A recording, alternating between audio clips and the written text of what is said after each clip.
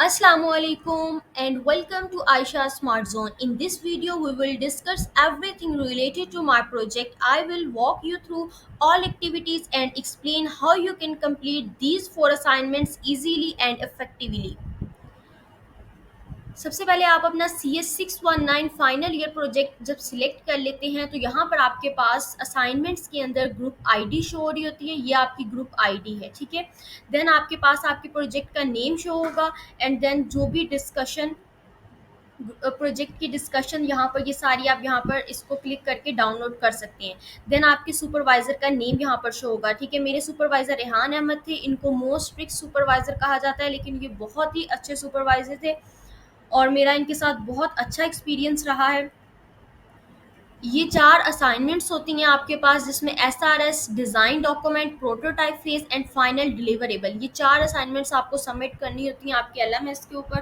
और यहाँ पर आपको मार्क एज कंप्लीट आ जाए तो मीन्स डैट कि आप पास हैं इसमें। इसी तरह अगर आपका यहाँ पर कोई भी कमेंट और करते हैं सर, तो उसमें आपको अपनी इम्प्रूवमेंट करनी होती है, नेक्स्ट असाइनमेंट में आप उसको कर सकते हैं। फाइनल डिलीवरेबल आपका मोस्ट इंपॉर्टेंट होता है, इसमें आपका वाइवा भी होता है। अब देखिए, सबसे पहले हमारे पास एसआरएस होती है, तो एसआरएस की फाइल आप यहाँ से क्लिक करेंगे इस एसआरएस के ऊपर तो आपकी फाइल यहाँ पर डाउनलोड हो जाएगी। देखिए, ये जैसे मेरी ये फाइल यहाँ पर डाउनलोड हो गई है, ये एसआरएस की। आज की डिस्कशन के अंदर मैं आपको एसआरएस की कंप्लीट डिटेल बताऊंगी कि एसआरएस में आपको क्या करना होता है और ये डॉक्यूमेंट किस तरह से आपको सबमिट करना है, इसमें क्या क्या रिक्वायरमेंट्स होती हैं और आपने उनको किस तरह से फुलफिल करना है। चलती है अपने एसआरएस के डॉक्यूमेंट पे। ये मेरा इवेंट मैनेजमेंट सिस्टम प्रोजेक्ट था। यहाँ पर आपको ये फाइल डाउनलोड होने के बाद आपने इसको यहाँ पर इनेबल कर लेना है एडिट को, और यहाँ पर आपने अपने प्रोजेक्ट का नेम मेंशन करना है। इवेंट मैनेजमेंट सिस्टम मेरा प्रोजेक्ट था। देन आपने ये लोगो, वर्चुअल यूनिवर्सिटी का लोगो एज इट इज़ रहने देना होता है। एंड ये हमारे पास आ गया, यहाँ पर इसकी डेट आपने मेंशन करनी होती है। 1.0 ये वर्जन ऊपर गिवन था, वही आपने एज इट इज़ रहने देना है। डिस्क्रिप्शन में आपने अपने प्रोजेक्ट की पूरी डिटेल लिखनी है, किसमें आप क्या करेंगे और ये किस तरह का प्रोजेक्ट होता है, उसको पूरा डिस्क्राइब करना है आपने। देन आपने यहाँ पर अपनी वीयू आईडी लिख देनी है। नंबर 1 पे आपके पास स्कोप ऑफ द प्रोजेक्ट आ गया। नंबर 2 पे आपके पास functional and non functional requirements आती हैं। तो ये देखिए, यहाँ पर आपके पास ये functional and non functional requirements आ गई। आपने अपने प्रोजेक्ट की फंक्शनल रिक्वायरमेंट्स लिखनी है, जिसके अंदर देखिए आप event organiser, user registration, log in, create a new event, जो जो चीज़ें आपके प्रोजेक्ट के अंदर हो रही हैं वो तमाम आपने यहाँ पर लिखनी है। आपके प्रोजेक्ट की जो डिटेल है आपने उस फाइल को भी डाउनलोड कर लेना है। यहाँ पर मैंने आपको एलएमएस पे बताया था, यहाँ से ये रहा व्यू प्रोजेक्ट डिस्कशन, आपने इस फाइल को डाउनलोड कर लेना और यहाँ से भी आप अपनी इसमें आपके प्रोजेक्ट की तमाम डिटेल्स गिवन होती हैं। तो ये इसमें आपको बहुत ज़्यादा हेल्प करेगी। आपने यहाँ से इसको देख के चैट जीपीटी पे अपलोड करके थोड़ा सा उसके अंदर कंटेंट चेंज करके आपने इसको यहाँ पर लिख देना है। देन इस तरह आपने फंक्शनल रिक्वायरमेंट्स अपनी पूरी लिखनी है एंड नॉन फंक्शनल रिक्वायरमेंट्स लिख देनी है, जो भी आपके प्रोजेक्ट्स की होंगी। नंबर 3 पे आपके पास आ जाती है use case diagram. Use case diagram आपकी draw.io सॉफ्टवेयर है एक, वहाँ से जाके आप इसको बनाएंगे। वहाँ पर आपको ईजिली ये सिम्बल्स मिल जाते हैं। ये जो आपको साइड पे नज़र आ रहे हैं ये एक्टर्स होते हैं, ठीक है। ये एक्टर्स आपके पास हैं। ये मेरे प्रोजेक्ट के अंदर 2 ही एक्टर हैं, एक इवेंट ऑर्गेनाइजर है, दूसरा अटेंडी है, ठीक है। अब ये लोग क्या क्या काम करेंगे वो सारे आपने इस तरह से लिखने हैं। जैसे ये देखिए, इवेंट ऑर्गेनाइजर रजिस्ट्रेशन करेगा, लॉगिन करेगा, देन इवेंट को मैनेज करेगा, उसके अलावा क्रिएट करेगा, डिलीट कर सकता है, एडिट कर सकता है। ये तमाम काम ऑर्गेनाइजर करेगा। अटेंडी क्या करेगा, आरएसवीपी करेगा, उसके ऊपर व्यू इवेंट को करेगा। ये तमाम काम अटेंडी के थे, तो उसको हमने इस तरह से लिख देना है। इस तरह आपने एक draw.io सॉफ्टवेयर है ऑनलाइन, आप उसके ऊपर जाकर, बेशक आप उसको डाउनलोड भी ना करें, इट्स ओके, आप उसको ऐसे भी यूज़ कर सकते हैं। नेक्स्ट हमारे पास है यूज़ केस यूजेज सिनेरियो। अब यूजेज सिनेरियो के अंदर क्या होता है कि आपने अपने तमाम यूज़ केसेस को 1 बाय 1 लेके उनके ऊपर डिटेल देनी है। देखिए, यूज़ केस 1 हमारे पास था यूज़र रजिस्ट्रेशन। प्रीवियस आपके जो मैंने अभी ऊपर आपको दिखाया है उसी डायग्राम से रिलेटेड है। सबसे पहले आपके पास रजिस्ट्रेशन आती है। तो रजिस्ट्रेशन के अंदर आपने क्या करना होता है, टाइटल दिया यहाँ पर यूज़र रजिस्ट्रेशन हो रही है। यूज़ केस की आईडी क्या है, यूज़ केस 1 है, यानी ये नंबर 1 पे हमारे पास होगा। एक्टर क्या है, इवेंट ऑर्गेनाइजर एंड अटेंडी, दोनों ऑर्गेनाइजर और अटेंडी दोनों क्या करेंगे, इसको यूज़ करेंगे, एक्टर्स, ठीक है। नेक्स्ट डिस्क्रिप्शन हमारे पास, डिस्क्रिप्शन में हमने क्या लिखना है, create an account to access event management system. हमने एक अकाउंट क्रिएट करना है, रजिस्ट्रेशन के अंदर हम अकाउंट क्रिएट करते हैं, ठीक है, ताकि हम उस वेबसाइट को खोल सकें या इस्तेमाल कर सकें। प्री कंडीशंस आपने लिखनी होती हैं इसके अंदर, और टास्क सीक्वेंस लिखना है। इस तरह आपने एक एक की लिखनी है।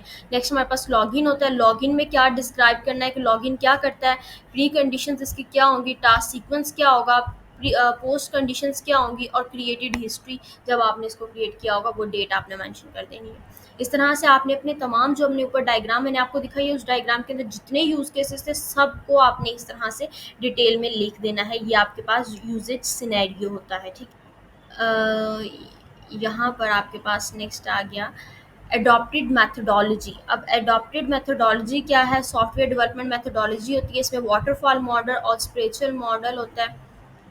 ये आपने मॉडल्स बता देने हैं। यहाँ पर वाटरफॉल मॉडल है, ये हमारा ये ऊपर से नीचे की तरफ आता है। इसमें हम कोई भी चेंजेस नहीं कर सकते। हम एक कहीं किसी भी स्टेप पे हम स्टक होते हैं तो वो स्टेप उसी जगह पर एरर आ जाता है और हमें वापस स्टार्ट से स्टार्ट करना पड़ता है, ना कि हम उस स्टेप से पीछे बैक नहीं हो सकते हैं, ठीक है। ये वाटरफॉल मॉडल है।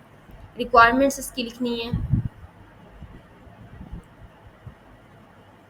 नेक्स्ट हमारे पास है स्पिरल मॉडल। स्पिरल मॉडल आपके पास ये आपको नज़र आ रहा है। इसकी निशानी ये होती है कि इसमें ये देखिए, यहाँ से ये स्टार्ट होगा और यूँ ये सारी अपनी वर्किंग करेगा। और अगर किसी स्टेप पे हमें, फॉर एग्जांपल इस स्टेप पे हमें याद आया कि हमारे कुछ भी एरर पीछे आ गया, तो हम फ़ौरन से बैकवर्ड मूव कर सकते हैं इसमें, ठीक है। लेकिन हम अपने वाटरफॉल मॉडल में बैकवर्ड मूव नहीं कर सकते। इसमें हम बैकवर्ड जा सकते हैं। बस ये इतना सा डिफरेंस है इन दोनों के अंदर।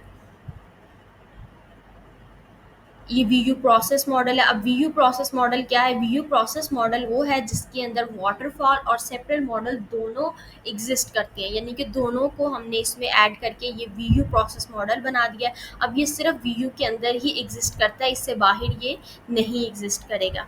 ये भी आपने याद रख लेना है। Reasons for choosing the methodology, ये आपने रीजंस यहाँ पर मेंशन करने होते हैं। उसके बाद आपने वर्क प्लान बनाना है। Work plan use MS project schedule, यानी कि अब आपने जितनी भी आपकी डेट्स वहाँ पर मेंशन है, यहाँ पर आपके LMS के ऊपर डेट्स मेंशन होती हैं। ये देखिए आपको नज़र आ रही है, वेडनेसडे 4, थर्सडे 27/5, ये जितनी भी डेट्स हैं ना, आपने ये तमाम डेट्स अपनी इसके चार्ट के अंदर मेंशन करनी है और इस तरह से एक चार्ट रेडी कर देना है। इसको हम वर्क प्लान कहेंगे, ठीक है। या आपने उसकी एज इट इज़ पिक्चर लेके भी यहाँ पर उसको अपलोड कर सकते हैं या लगा सकते हैं। ये ग्रांट चार्ट उसी का हमने ग्रांट चार्ट बना दिया है। And that's all. ये हमारी SRS थी, छोटी सी, बहुत इजी सा डॉक्यूमेंट होता है। तो इसको आप कोशिश करें कि आप खुद बनाएं। खुद बनाएंगे तो आपके कॉन्सेप्ट्स क्लियर होंगे और आपको इजी से पता होगा कि आपने क्या क्या बनाया है, कैसे बनाया है, और आप इजीली उसको एक्सप्लेन भी कर सकते हैं। वही अगर आप पेड बनाएंगे तो फिर आपको वहाँ पर एक्सप्लेन करना नहीं आएगा और एग्जामिनर या सुपरवाइज़र जो भी होगा वो आपका बहुत अच्छे से वाइवा लेता है कि क्वेश्चन पूछता है अंदर से, कोई भी डायग्राम आपको एक्सप्लेन करने का कह सकता है, तो वो आपको एक्सप्लेन करनी आनी चाहिए। और वो तभी एक्सप्लेन करनी आनी आएगी जब आप उसको खुद से बनाएंगे।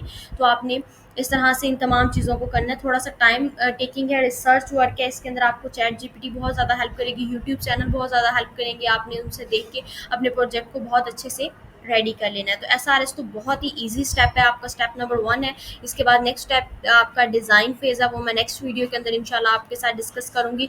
आज की इस वीडियो में इतना ही। आई होप कि आपको वीडियो इन्फॉर्मेटिव लगी होगी। अगर आपको वीडियो इन्फॉर्मेटिव लगी है तो काइंडली से लाइक करें, शेयर करें and subscribe my YouTube channel for more informative videos. Thank you, have a nice day.